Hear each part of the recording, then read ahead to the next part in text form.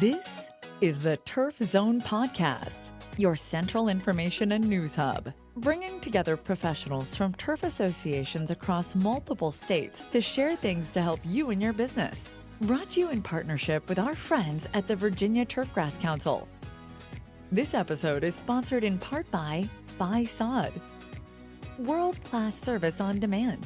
Visit us online at www.buysod.com. Now, let's get in the zone. Welcome to the Turf Zone. In this episode, we feature an article titled Crisis Turfgrass Management by Michael Goatley, Jr., Ph.D., Professor and Extension Turfgrass Specialist, School of Plant and Environmental Sciences, Virginia Tech. Nothing reminds us of how fragile our lives, jobs, and relationships are until they are seriously disrupted by an unforeseen event. If you're anywhere near my age, 58, then 9/11 and 4/16 have particular significance in our lives, and COVID-19 will be another event that will be remembered for how it changed the way we do things, even in managing turfgrasses. The 2020 pandemic has certainly impacted the turfgrass industry, and its effects will continue even after social distancing restrictions are relaxed and public activities on our sports fields and golf courses expand and return. For situations where budgets and labor forces were not severely impacted by the pandemic, turfgrass managers have taken advantage of the downtime in what are typical high turfgrass use periods to complete a variety of activities and projects that otherwise would not have been possible.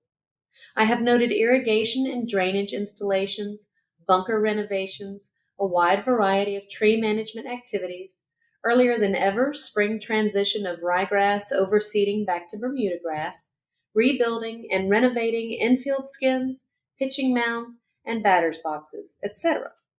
The only slaps on the hand for the turfgrass managers that I have heard in these situations has been admonishments in cases for not paying enough attention to social distancing.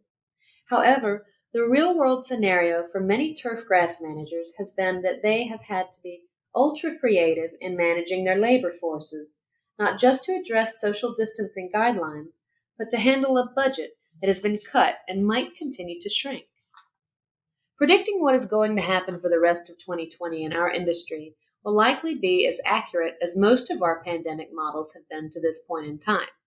Because this is such a fluid situation, it's uncharted territory from a variety of perspectives and perceptions. However, necessity brings out the best and sometimes worst of human ingenuity, and quite often our management and business models will never be the same again.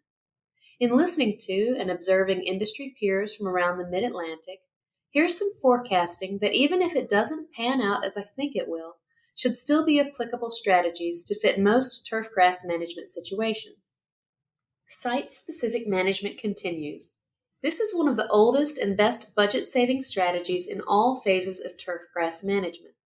Focus management on the areas that warrant the attention because of their specialized purpose or their intensity of use. Logically, it's greens, tees, and fairways in that order on golf courses, and it's been interesting watching how superintendents are adjusting pest, fertility, and mowing strategies to deal with current and anticipated challenges in budgets and labor.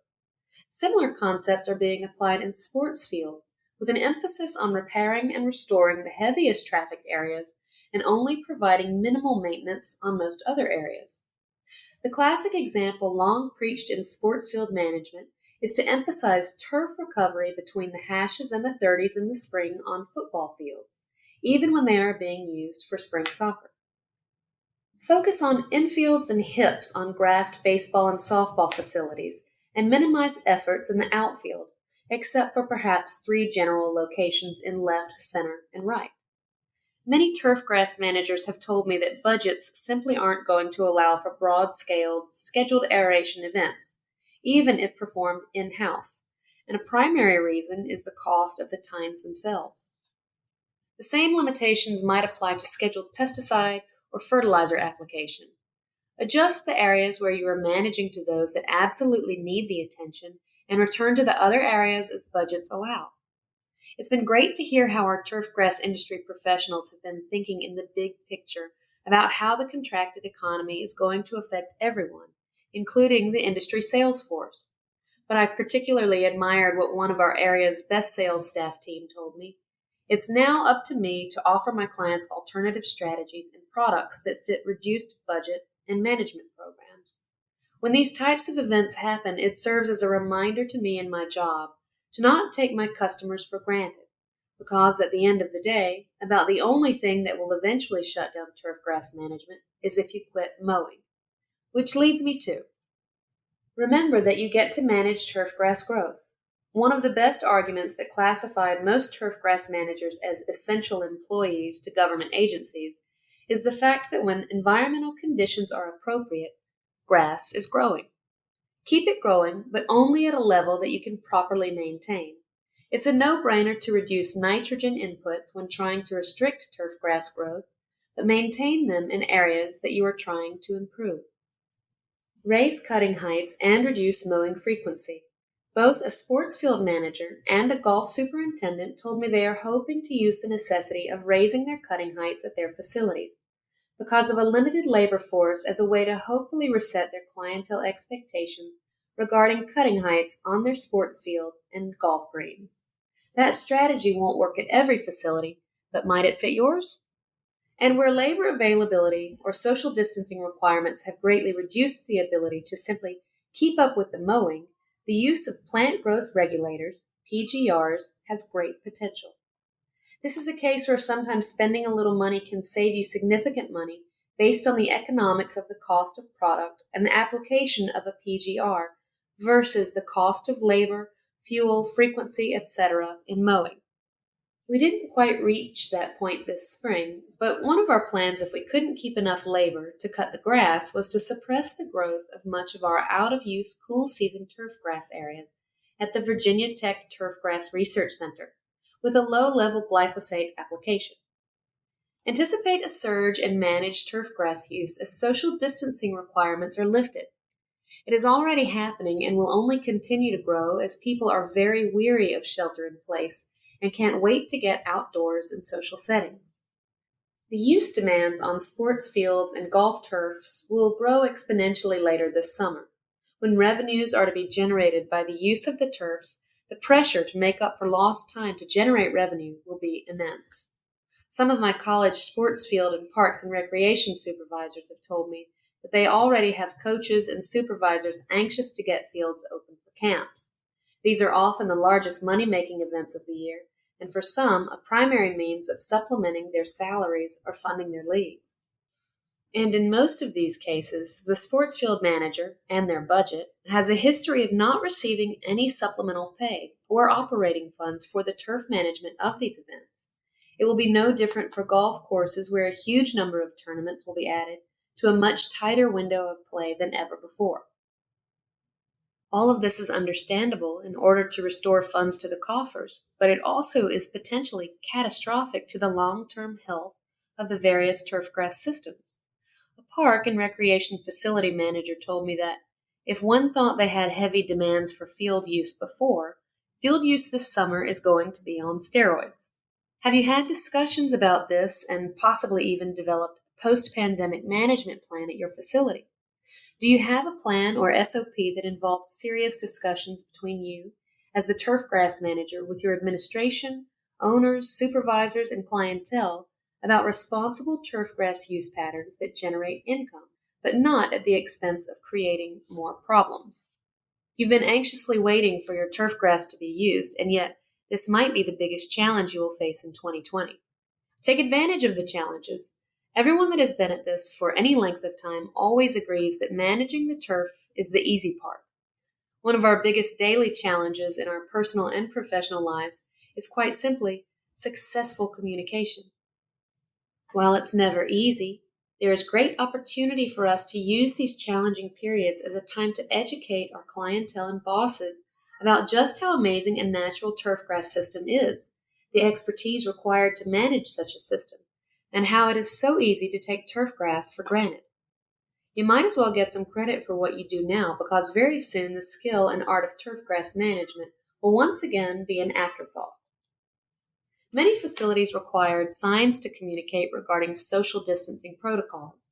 I suggest you continue to utilize and expand your use of on-site signs at your facility, and take advantage of virtual communication as well, by utilizing social media platforms to instruct the public about appropriate use of facilities. You get few opportunities where the public is paying attention to your communication efforts, but you do have that chance for a short window now. The golf business model for the 2020 pandemic that has huge upside for revenue, but presents more challenges for the superintendent and their staff, is the promotion of single cart-only golf. VT alum Mike Johnson gets credit for making me aware of this. If you track the dollars at the golf course, one of the most logical ways to generate more revenue is to increase the number of rounds. If everyone plays from a single cart, they are 1. Practicing appropriate social distancing, a very key part of a successful argument for why to do this, and 2. Reducing the time of a round for golfers by 25 to 33%. The positives: a course schedules more tee times, sells the use of more carts, and revenues increase. The negatives: walking golfers don't fit this business model, and the golf turf maintenance team has to deal with the additional traffic from the extra carts. When Mike shared this situation with me, it made me chuckle, as I remembered from my first job on the golf course in central Kentucky, the group we called usually fondly, the old goats. No relation to me. At that time, I was a young goat. They were the first group off the tee in the morning, and there would be anywhere from 4 to 7 of the goats in individual carts heading down the first fairway. I remember one of them telling me that the day I have to ride with someone in a cart is the last day I will play golf. Who would ever have thought the old goats would actually be such trendsetters in the 21st century? Best wishes in your return to whatever normal becomes in turfgrass management for 2020. Don't miss an episode. Subscribe at Apple Podcasts, Spotify, or wherever you get your podcasts. You can also check us out at theturfzone.com. You've been listening to The Turf Zone.